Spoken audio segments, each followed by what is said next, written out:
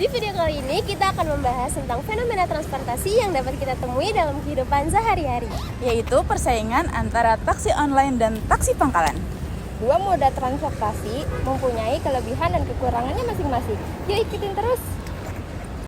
Nah, sebelum adanya aplikasi taksi online yang konvensional seperti Grab, Gojek, Maxim, dan lain-lain, taksi pangkalan sudah jadi salah satu pilihan utama bagi masyarakat Indonesia untuk berpergian jauh jika tidak memiliki kendaraan pribadi. Sopir taksi pangkalan ini biasanya menunggu di tempat-tempat seperti terminal, stasiun, atau pusat perbelanjaan. Namun, sejak hadirnya aplikasi berbasis online seperti Grab, Gojek, dan Maxim, kebiasaan masyarakat Indonesia telah berubah. Sekarang, cukup pesan lewat ponsel, kendaraan langsung datang menjemput di tempat, tanpa harus repot-repot pergi ke pangkalan taksi. Nah, perubahan inilah yang menimbulkan perbandingan, bahkan persaingan antara taksi online dan juga taksi pangkalan. Kalau dilihat dari sisi kemudahan, taksi online lebih praktis karena bisa dipesan di mana saja. Tetapi, tarifnya sering berubah-ubah karena sistem dynamic pricing. Sementara itu, taksi pangkalan biasanya tarifnya lebih tetap, tapi penumpangnya harus datang langsung ke lokasi pangkalan. Dari segi kenyamanan, keduanya punya pengalaman yang berbeda. Taksi online sering dianggap lebih modern, sementara taksi pangkalan punya hubungan lebih personal dengan pelanggan tetapnya. Di sini, nama bapaknya siapa, Pak? Han. Siapa? Han. Asalnya dari mana nih, Pak? Dari Jakarta. Dari Jakarta sini aja. Umurnya berapa? 40. Oke. Bapak jadi taksi ini udah berapa tahun ya, Pak? Bulanan sih, Mas. Oh, bulanan. Iya. Berarti masuknya baru-baru gini. Kalau mangkal itu berarti di sekitar sini-sini aja apa kadang-kadang dipindahin gitu, Pak? Kenapa? Ya beda-beda, kadang di luar, kadang di kadang di sini, kadang di mana-mana. Iya, di mana. Oke. Nggak mangkal juga, kadang-kadang kan ini online juga, kadang di luar juga bisa dapat. Biasanya berhentinya tuh kapan, Pak? Maksudnya kalau malam itu Jam 12 malam, jam 12. wajib pulang ke pulau. Terus enak gak enaknya apa sih, Pak? Kayak enaknya jadi taksi di pangkalan gini sama taksi online itu kira-kira apa, Pak? Enak gak enak? Sama aja sih. Kan yang mangkal juga bisa online juga. Oh, sekarang udah bisa dua gitu? Bisa mangkal, bisa online. Oh. Yang pakai aplikasi Gojek itu ya, Pak? Betul, sama. Oke. Udah sih, Pak, kayaknya itu aja, Pak. Makasih, Pak. Dari wawancara singkat tersebut diperoleh informasi bahwa taksi pangkalan, khususnya Bluebird, telah menjalin kemitraan dengan aplikasi Gojek. Dengan demikian, operasional mereka kini tidak sepenuhnya bergantung pada sistem pangkalan konvensional, melainkan beralih menjadi mode hybrid yang menggabungkan layanan daring dan juga luring. Dalam wawancara lapangan yang dilakukan dengan salah satu pengemudi Gokar, ia mengaku sedang mengalami tekanan mental karena jumlah pelanggan yang menurun drastis, sementara pendapatan yang diterima tidak sebanding dengan usaha yang dikeluarkan. Ia menyampaikan bahwa tarif yang diperolehnya seringkali merasa tidak manusiawi dibanding dengan biaya operasional harian seperti bahan bakar dan perawatan dari kendaraan tersebut. Hal ini membuatnya merasa lelah secara psikologis dan kecewa terhadap sistem pembagian hasil antara pengemudi dan juga pihak aplikator. Nah, keluhan tersebut sejalan dengan isu yang sedang ramai diperbincangkan secara nasional. Berdasarkan laporan dari merdeka.com pada tanggal 19 Mei 2025, ribuan pengemudi ojek daring dari berbagai platform termasuk Gojek dan juga Grab berencana melakukan aksi unjuk rasa sebagai bentuk protes terhadap dugaan pemotongan pendapatan mitra oleh perusahaan aplikator hingga mencapai 50%.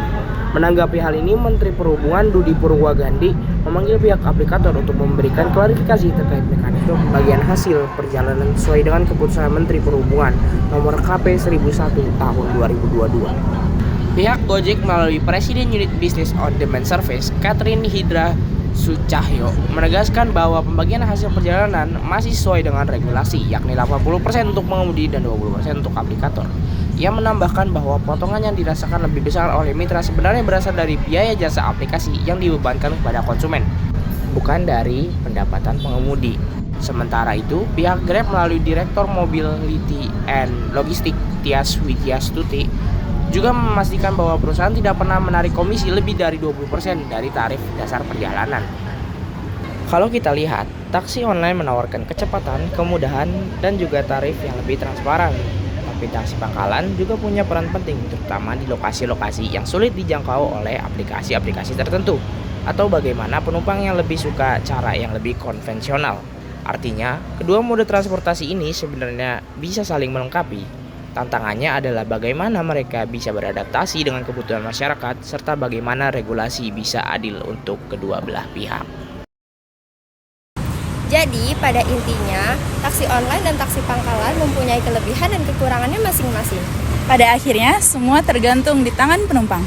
Menurut kalian, di masa depan lebih banyak orang yang menggunakan taksi online atau justru taksi pangkalan akan tetap bertahan? Sekian video dari kami. Terima kasih sudah menonton. Bye-bye!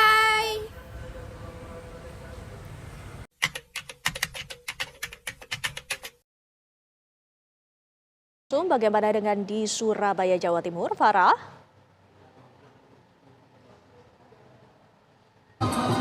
Iya, Wendy, Wellington dan juga pemirsa, ini dapat kami kabarkan baru saja ini masa aksi mulai membubarkan diri dari depan kantor Provinsi Jawa Timur setelah berhasil ditemui oleh perwakilan masing-masing pihak aplikator bersama Dinas Perhubungan dan juga Provinsi di hadapan masa aksi.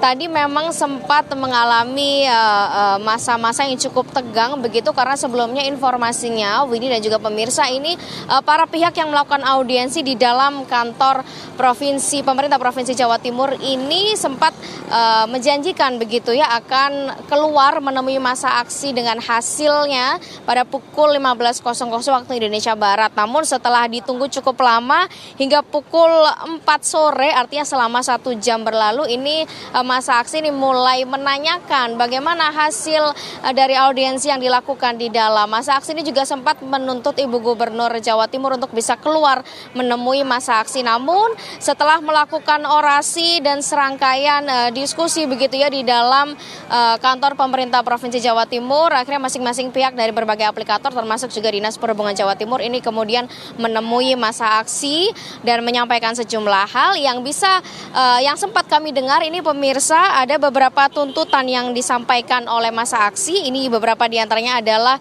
meminta untuk menurunkan potongan aplikasi menjadi 10%, kemudian menaikkan tarif pengantaran penumpang, kemudian segera menerbitkan regulasi pengantaran makanan dan juga barang. Ada pula penentuan tarif bersih yang diterima mitra ini juga diperjelas. Kemudian para pengemudi ojek online roda 2 maupun roda 4 ini juga mendesak pemerintah untuk segera menerbitkan Undang-Undang Transportasi Online Indonesia, termasuk juga meminta untuk program hemat di masing-masing aplikator ini dihapuskan, mengingat program hemat ini baik itu untuk pesanan menggunakan sepeda motor ataupun roda 4 ini dirasa cukup murah dan pengemudi ini hanya menerima tarif yang sedikit. Sementara hasil audiensi tadi setelah kemudian menemui masa aksi ini menyampaikan sejumlah hal, beberapa diantaranya ini pihak aplikator ini menyepakati bahwa akan menghentikan sementara program hemat yang dirasa merugikan pengemudi ojek online.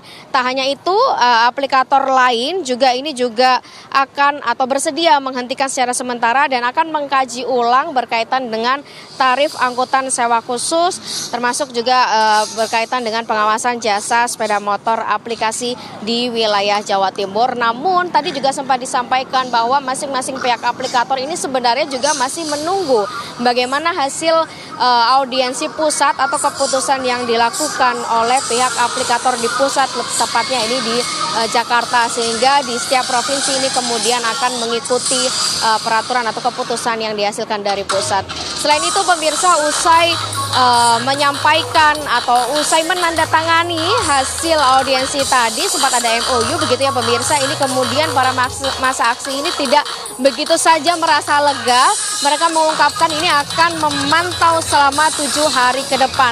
Apakah kemudian akan ada kebijakan baru yang dirasa akan menguntungkan para pengemudi ojek online, termasuk penghapusan program hemat untuk selamanya dan juga pemotongan pajak serta penyesuaian tarif untuk para pengemudi ojek online.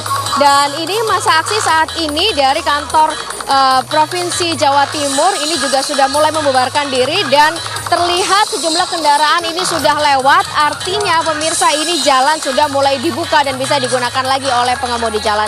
Demikian informasi dari wilayah Surabaya, Jawa Timur. Saya kembalikan ke Windy di studio. Para Manhila dan sebelumnya ada Fatima Albar mengabarkan langsung dari masing-masing titik. Selamat bertugas kembali rekan-rekan.